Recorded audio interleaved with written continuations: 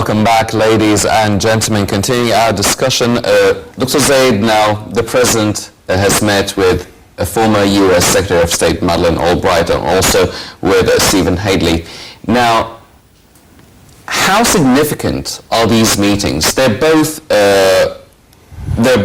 former Secretary of State and Assistant to the President for National Security Affairs. It's all former positions. But how effective is it? Is it important? Is it as important as maybe an official visit to a current Secretary of State?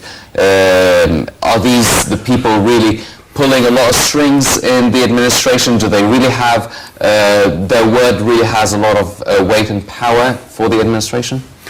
I can say that it's probably more important than going to Washington, meeting some of the folks running up and down the State Department hallways right now. Madeleine Albright was the big thing at the Council of Foreign Relations for a number of years. If you look at her circle of friends and her decades of, political work, you can see how powerful these people are around the world, and how much influence they have. So I can say that sitting with Madeleine is probably more important than sitting with any Western president right now. If you're talking about policy, foreign policy, policy shifts, relations, foreign relations. More will happen after she picks her handbag up and walks out than 20 minutes with Kerry or Obama or something like that. That's the truth. Now, you have to look at it also from a pragmatic view. Why did they want to come with so much interest all of a sudden? And talking about regional policy changes and interest, and to hear the people and the presidents talk about their idea of what's going on. They know exactly what's going on over here, and they know how it got that way. They know who was involved in stimulating what started the whole thing, as well as how the people got into the North Sinai. They know who's financing them. They know who's arming them.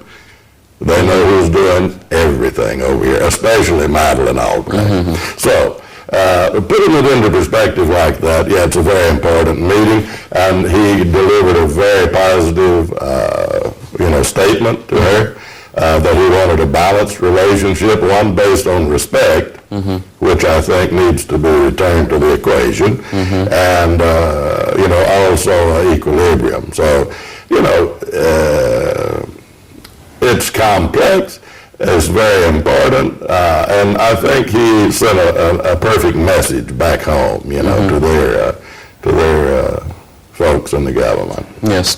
Well, Dr. Ashmawy, do you feel that now trying to find this equilibrium is actually very important for the United States to establish it with Egypt, in relation to Egypt really strengthening its political relationships and economic relationships with countries such as Russia and even China as well, doing a lot of African work recently, and let alone this situation and the tension between Saudi Arabia and Iran.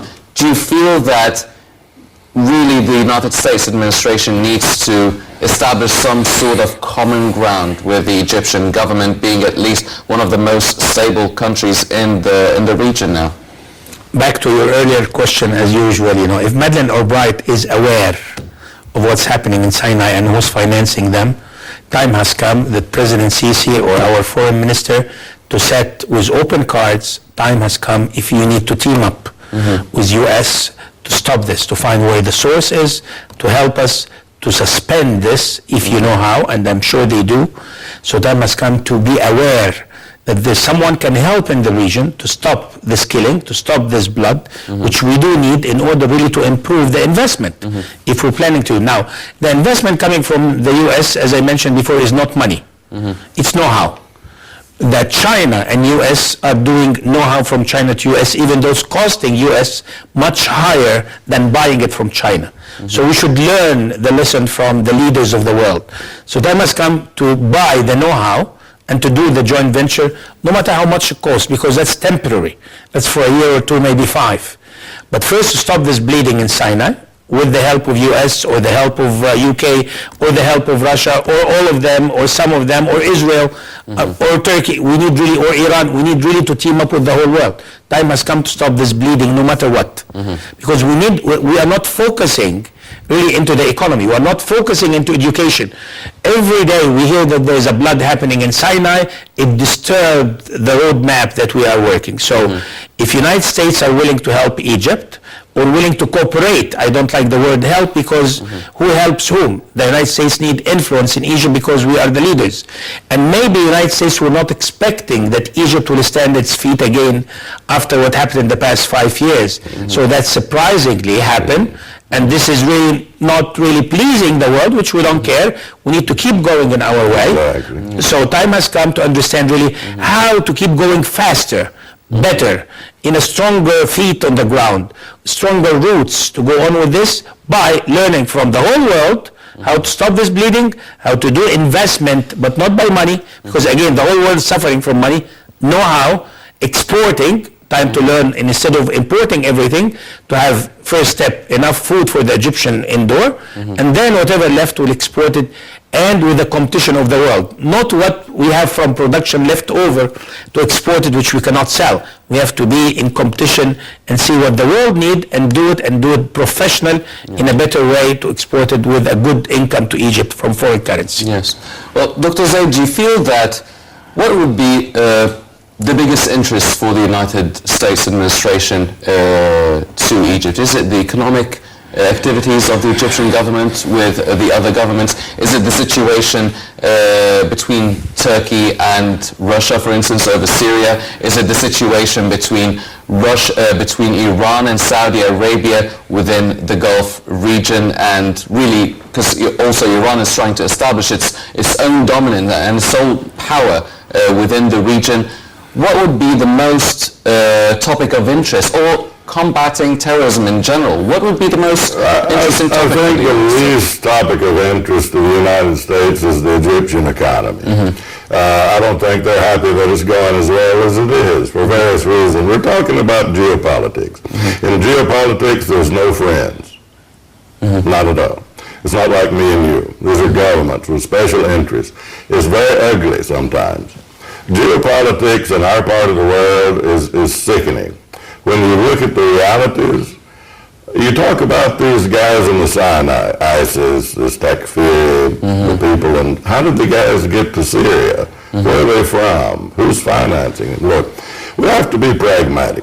The president can't just come right out and say to Madeleine Albright, look, we know that you guys trained the first set of terrorists that went into Syria in Jordan. He can't say that. I can, and I just did. And it's provable. Okay? He can't say that Turkey is financing and micromanaging a lot of this with another Gulf Arab small state family. He can't say that, but I can. People need to be honest about what's going on in the Middle East.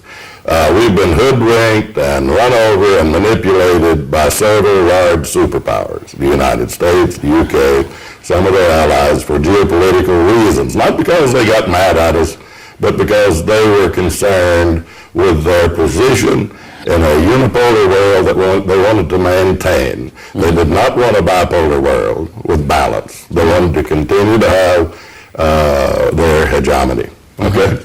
So that required stimulating revolutions that collapsed, using the Brotherhood and other organizations as an umbrella, micromanaged by Turkey, financed by the other small Gulf state, etc. That was the idea, political Islam. Well, it didn't work. And in Tunisia, that's the last one holding on, and it will collapse as well, eventually. They don't know how to run governments. They're religious people. They need to be in the religious building, not in the government building. It's a ridiculous idea. I had a huge argument with a person from the State Department in Beirut at the Habtour Hotel once over a cup of coffee, the same subject. I said, what's wrong with you guys? What were you thinking? You know, you actually thought that was going to work? And you're still pumping billions of dollars into these guys all the way across the region from North Africa to the Middle East. Now, this is something that needs to be said publicly. The foreign minister, for example, of Egypt, He was for decades in the United States as ambassador. Very clever, very intelligent person with a lot of contacts. He has a big portfolio that he could use around the region and the world to try to change the opinions using the facts of the situation. Now, I said before on the economic level that a shift towards Russia and China was very positive to help build a bipolar world, if you will, with a kind of equilibrium, not just a unipolar world. Without fairness or anything else. We have to call Washington to ask them if it's okay to go down Salem for a few minutes. Yes. You know.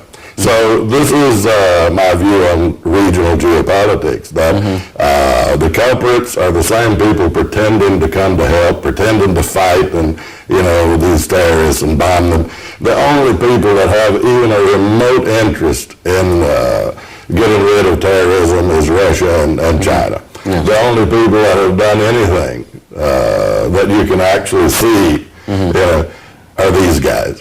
Because they want to do business. They want to clean the slate. They want everything to calm down so they can come in and not interfere in our internal affairs, but to do business with us and make money and have a nice life like anybody else. That's historically their interest. Yes. Well, Dr. Ashmawy, because we're running out of time, now talking about mutual interests, in light of this meeting,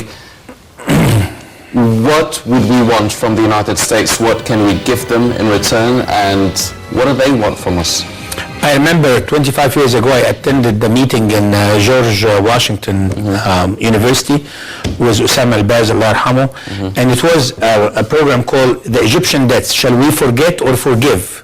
Osama al-Baz was a unique person. He said, what do you mean, forget or forgive? United States who needs Egypt much more than Egypt needs the United States.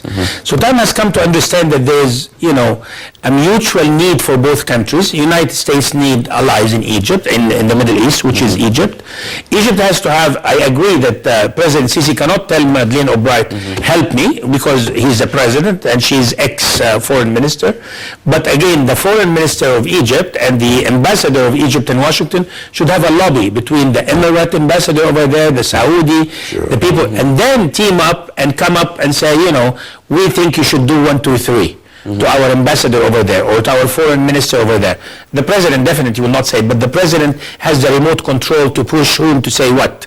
So time has come to understand that there is a lobby from our allies which we should use right now, not to wait, because time has come to face the facts.